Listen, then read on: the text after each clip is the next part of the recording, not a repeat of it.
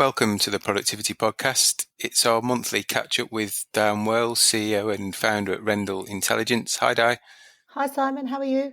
Yeah, good, thank you. And we're in March to April, which is a strange month, isn't it? Because we're comparing an Easter month this year with a non-Easter month last year. Is that correct, or the other way around? It's the other way around. Other way around. It's non-Easter this year because That's Easter it. was in March, but Easter was in April last year.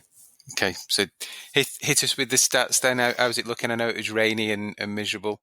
Yeah, it wasn't very nice weather, was it really? And I was anticipating that things would drop off a cliff, and indeed they did. So we've got a number of indicators. We've got footfall into stores from Sensormatic, and April this year versus April last year, 7.2% down. Which is not surprising given that it was Easter last year and of course it's been raining. Likewise, from Beauclair, who tracks sales in towns and cities, sales are actually 11% down. But that's sales values, but they've got a number of metrics, one of which is ATV, average transaction value, and that was just 3.3% down. So it seemed that on the top line, people who were spending were maintaining or spending or least nearing their transaction value that they were last year. And there's some things to dive into in terms of Beauclair data because they look at 10 different retail categories, which are quite interesting and show how people are spending cash. And then lastly, this morning, that's Friday 24th, the ONS retail sales came out and they showed a year-on-year drop again of about 1.5%, April to April, with a much bigger drop in fashion and household goods. So all the indicators are pointing the same way, really, and showing the same things, which are that sales have dropped, not surprisingly, and there are some more vulnerable categories than others. So household being kind of large ticket items? Yeah, household, which encompasses furniture and all sorts of household items, small but also very large household items. In town centres in April, that was 32% below where it was last year.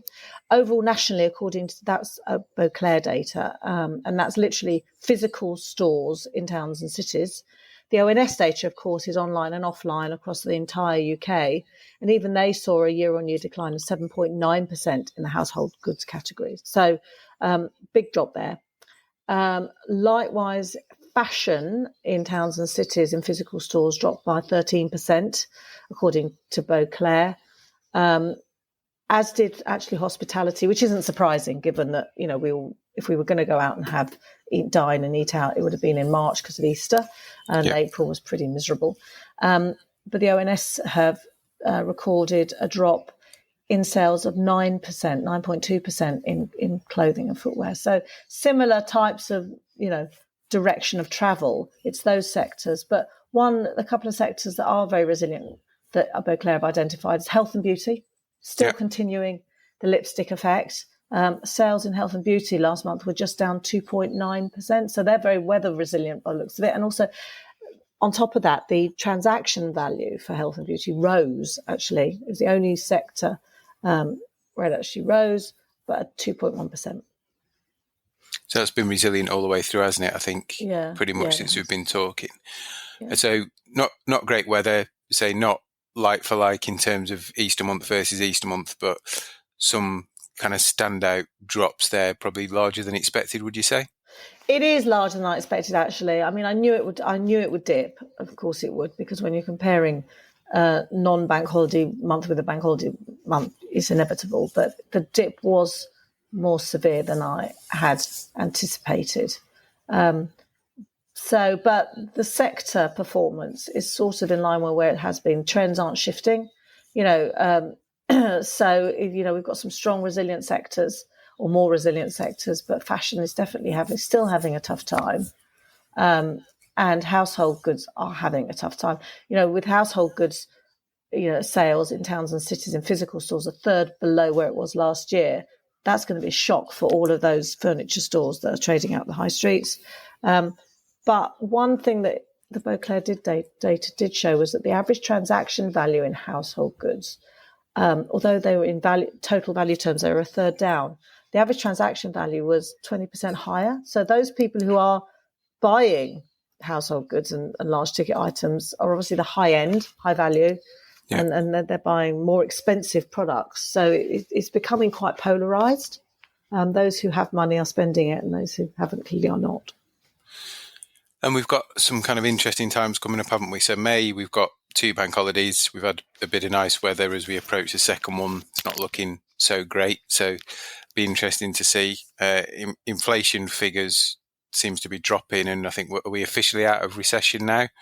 Whether that makes a difference or not, I'm not sure.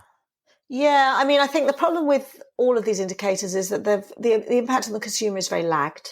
Yeah. So, we're all struggling to make back what we lost when things were really tough. So the positive impact of this turnaround is going to not be felt immediately. Yes, wage inflation is now higher than price inflation, but of course, a lot of people would have spent quite a lot of their savings because they didn't have any cash. So they've got to make that back before they can feel a little bit more affluent.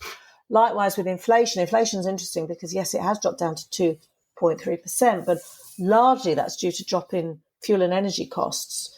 Costs in other areas of our lives are still higher than that and still increasing. So, that's still tough. People are still finding food prices high and they're still rising. So although, inflation has dropped back to 2.3% overall, prices are still going up.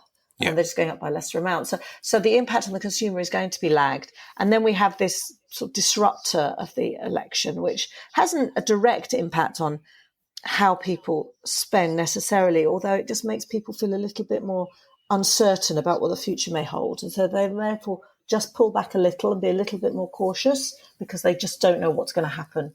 But even, whatever government gets in, it's going to be a while before stability returns in terms of policy because they've got the summer recess. They're not going to get back into Parliament till September. So things aren't going to move very quickly at all. We're not going to see big changes until at least the autumn or even early winter. Yeah, I was going to ask you about the election. So 4th of July, ironically or not, in Independence Day in America. My assumption would have been that it'd be unsettling or unnerving for people, and therefore people pause potentially, dependent on, we've not seen, as we're in the early days of the campaigning, many of the policies that people have come through. I think the key ones certainly for retail and hospitality is going to be where the pledges go around national living wage. I know one of the parties is going to be a lot more aggressive potentially than others, and that will have a significant impact on their outlook in terms of spend. We know people have struggled this year, 2024, to meet that jump that was announced to 1144. So, if that gets more aggressive, it could have a detrimental impact in some businesses. But we'll see where that turns out, like you say.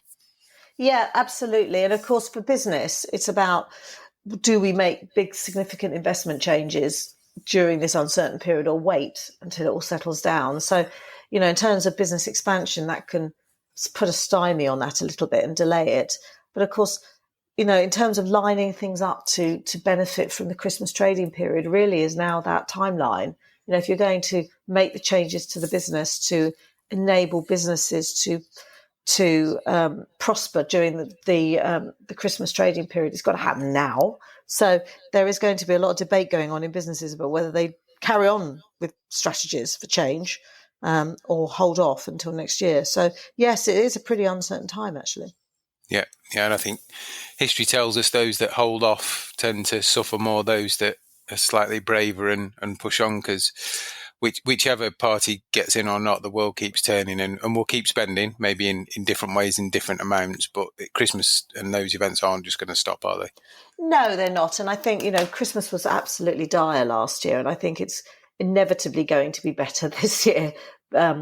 If the simple rule of year-on-year change, when you've got a weak baseline, it's going to look a lot better unless something absolutely horrendous happens economically or geopolitically. I think Christmas is going to be more positive this year, and whatever way the election goes, it's going to be, at least it's coming together of people's viewpoints about what they want for the future. So it's going to be a new start, whatever that may be.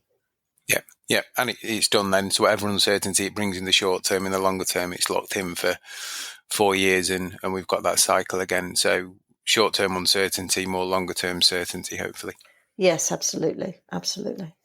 Perfect. So we'll pause there. We'll be back next month and we'll see what these 2 bank holidays have brought us and the weather, which will be a mixed bag, really, looking as we're almost at the end of May where we've been. And maybe there's a more chat about the election as people start to put their pledges out there for us to get their votes. Yes, absolutely. Yes, we'll be nearly there by then. Absolutely. Thanks, Di. Great to speak again. And you, Simon.